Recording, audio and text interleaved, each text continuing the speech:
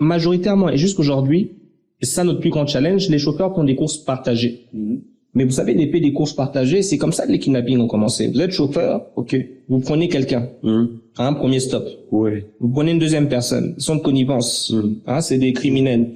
C'est ça qui se passait. Donc les chauffeurs voulaient plus avoir de smartphone pour pas se les faire voler. Le chauffeur se fait assez d'argent pour acheter un smartphone. Aujourd'hui, tout le monde a besoin d'être sur WhatsApp. C'était ça la difficulté qu'on a.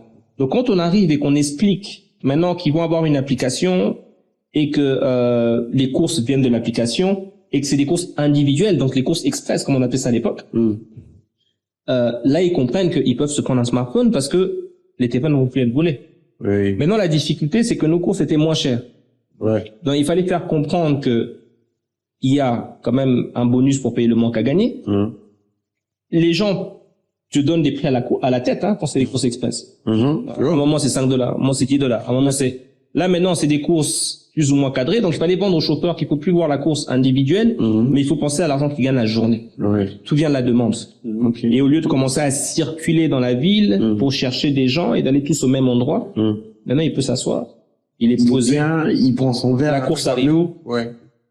Donc c'était difficile parce qu'il fallait d'un côté parler aux chauffeurs, il fallait d'un côté parler à la clientèle. Maintenant la clientèle comprend plus vite parce que quand on parle de courses express, on parle de courses sécurisées, il peut voir le chauffeur arriver. Les gens maintenant se sont sentis quand même un peu plus à l'aise. Donc d'un côté, vous ramenez du marché aux chauffeurs.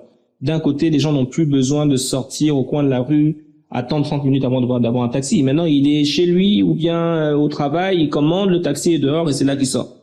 Donc ça a changé tout, quoi.